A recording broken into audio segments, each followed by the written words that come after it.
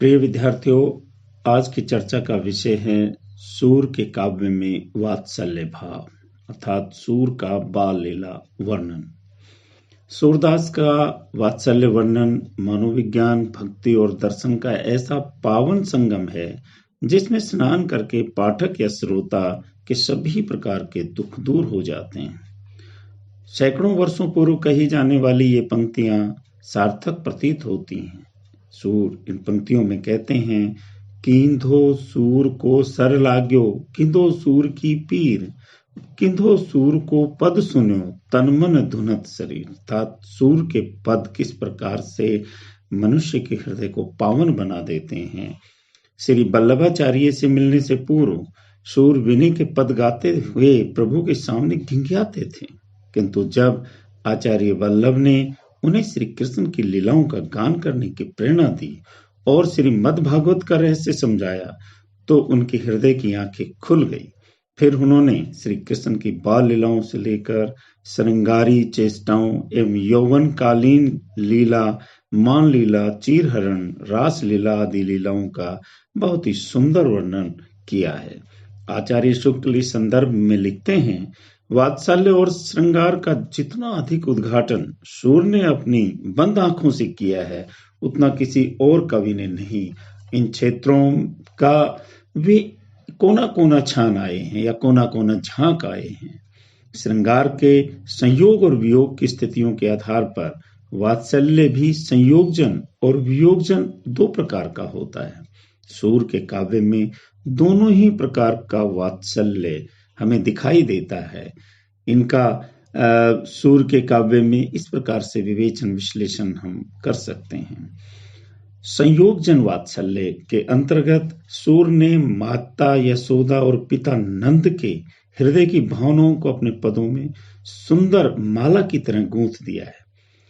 संयोग वात्सल्य सूर के काव्य में कई रूपों में हमें दिखाई देता है। जैसे नंबर 1, बाल विकास। सूर ने बालक श्री कृष्ण के विकास की सभी अवस्थाओं का सुंदर ढंग से चित्रण किया है।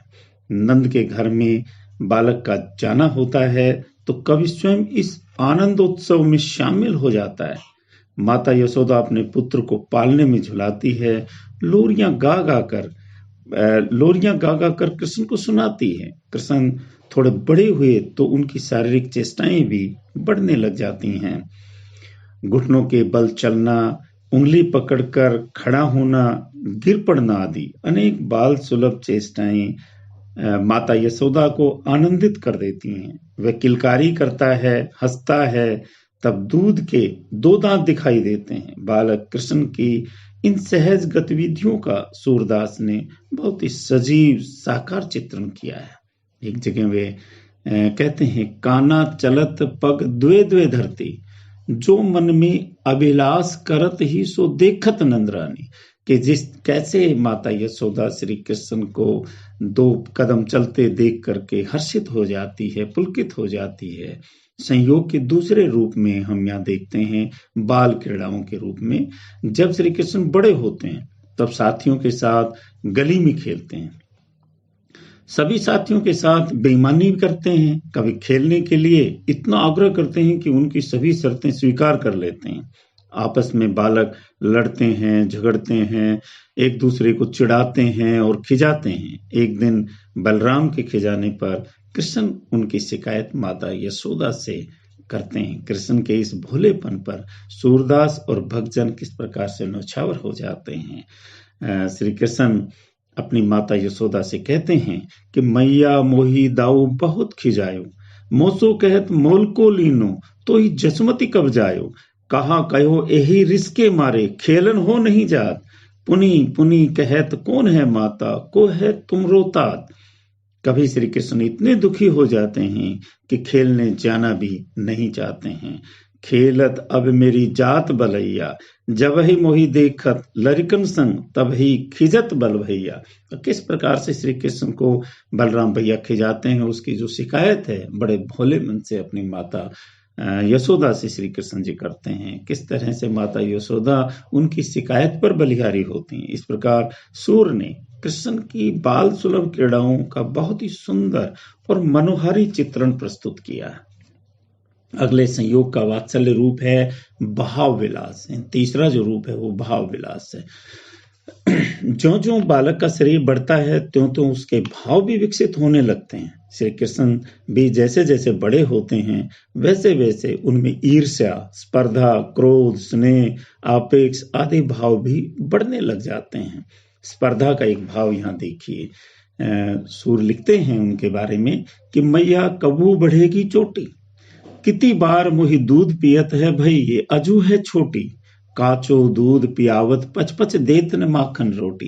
यहाँ देखिए किस प्रकार से स्वाभाविक रूप में बाल सुलभ जो शिकायत है श्री कृष्ण अपनी माता से करते हैं, क्योंकि माता जो है उन्हें दूध पिलाने के लिए चोटी बढ़ने की बात करती हैं और वो कहती हैं कि चोटी तो बढ़ नहीं रही है और इस बहाने आप कितनी बार मुझे कच्चा दूध पिलाती हैं और माखन रोटी क्यों नहीं देती हैं। इस तरह की शिकायत वो माता यशोदा से करते हैं। कभी वे खेलने से मना कर देते हैं, कभी माँ से शिकायत करते हैं कि तू मुझी को मारना जानती है, मुझी को सताती है। बड़े भैया बलराम को तो कभी क्रोध ही नहीं करती है, अर्थात तुम मुझसे पक्षपात करती है, मुझसे प्रेम नहीं करती है, बलराम से मुझसे अधिक प्रेम करती है। इस प्रकार की जो भाव विकास है, किस प्रकार से एक बालक में भावों का विकास होता है, यहाँ हमें सूरदास के काव्य में स्पष्ट रूप से श्री कृष्ण के संदर्भ में दिखाई देता है। अगला जो रूप है चौथा वो है माखन लीला। श्री कृष्ण बाल्यावस्था में मक्खन के लिए अत्यधिक लालायित रहते हैं और चुरा चुरा कर मक्खन खाना उनकी क्रीड़ाओं का एक अंग बन गया है। एक दिन माखन खाते पकड़े गए तो कहने लगते हैं, किस प्रकार से, कैसे भोलेपन से वो कहते हैं कि मैया मैंने ही माखन खायो, ख्याल परे ये सखा सबे मिल मेरे मुख लपटायो। अर्थात जब पकड़े जाते, चोरी पकड़ी जाती है तो स्पष्ट रूप से इनकार करते हैं कि मैंने मक्खन नहीं खाया है, इन बाल सखाओं ने सभी ने मिल करके मेरे मुख पर माखन लगा दिया है। इस प्रकार से उनकी जो क्रियाएं हैं, उनकी जो क्रीड़ाएं हैं, बाल सुलभ क्रीड़ाएं हैं, वो किस प्रकार से आनंदित कर देती हैं माता यशोदा को। इसी के साथ ही अपनी निर्दोषता के अनेक प्रमाण दिए कि मैं छोटे हाथों वाला छोटा सा बालक इतने ऊंचे छीके पर रखे मक्खन को कैसे पा सकता हूँ। फिर मैं तो दिन भर गायों के संग मधुवन में था, तब मक्खन में कैसे चुरा सकता हूँ। अपने बालक की ऐसी भोली भाली मुद्राओं पर कौन हृदयहीन माता होगी जो बच्चे को डांटेगी। अर्थात किस प्रकार से माता यशोदा जो डांटना भी चाहती है, उनकी इन भोली भाली मुद्राओं को देख करके किस तरह से अपना जो क्रोध है वो छोड़ देती हैं। अतः यशोदा भी सांटे को डालकर अपने बच्चे को छाती से लगा लेती है, गले से लगा लेती है। माखन चोरी तो एक से बढ़कर एक दृश्य सूर ने यहाँ प्रस्तुत किए हैं। एक जगह वो लिखते हैं कि सखा सहित गए माखन चोरी, देखियो शाम गवाच पंथ है गोपी एक मत तिधई। बेचारी वह गोपी तो पड़ोसिन के यहाँ कुल्हड़ लेने गई और पीछे से मक्खन चोर श्री कृष्ण ने अपने साथियों के साथ वहां पहुंचकर सारा मक्खन खाकर घर से भाग छूट पड़ते हैं। इस प्रकार से श्री कृष्ण की जो बहुत ही प्रसिद्ध माखन जो लीला है उसका एक सुखद और सुंदर चित्रण सूर ने अपने काव्य में किया है। उनका अगला जो संयोग जो श्रृंगार वात्सल्य रूप है वो है गाय चराना या गोचारण। बालक कृष्ण कुछ और बड़े हुए तो अन्य ग्वालों की देखा देखी गाय चराने जाने की जिद करने लगते हैं। वो भी चाहते हैं कि मैं भी अन्य ग्वाल बालों की भांति वन में गाय चराने जाऊं और अपनी माता से कहते हैं, आज मैं गाय चरावन जे हूं, वृंदावन के भांति भांति फल अपने करते खे हूं। कि मैं आज गाय चराने जाऊंगा और वृंदावन में जो लगे हुए बहुत प्रकार के पेड़ों के जो फल हैं वो अपने हाथों से खाऊंगा। जब गाय चराने जाने लगे तो भी परेशान हो जाते हैं और माता यशोदा से कहते हैं कि हे मैया, मैया मैं न चरे हूं गाय, सिगरे गवाल घिरावत मोसो मेरे पाई पिराई। कि मैं अब गाय चराने नहीं जाऊंगा हे माता, क्योंकि सभी मुझे छोटा समझते हैं और सभी मुझसे ये ग्वाल अपनी गायों को घिरवाते हैं। गाय चराते हुए ग्वाल बाल मिलकर भोजन करते हैं। कृष्ण अन्य साथियों के हाथों से छीन छीन कर खाते हैं। दूसरे ग्वालों का झूठा अपने मुख में डाल लेते हैं। इस प्रकार से उनका जो गाय चराने का जो भाव है या गाय चराने की जो लीलाएं हैं वो बड़े सुंदर तरीके से शूर ने अपने काव्य में प्रस्तुत की है। अगला जो रूप है वो नंद यशोदा का वात्सल्य है। पुत्र की लीलाएं और क्रीड़ाएं माता पिता को आनंदित करती रहती हैं। जब कृष्ण नंद को बाबा और यशोदा को माँ कहकर पुकारते हैं तब दोनों निहाल हो जाते हैं। श्री कृष्ण की बाल सुलभ चेष्टाओं, भावनाओं, बातों और क्रीड़ाओं से माता पिता परम प्रसन्न हो जाते हैं।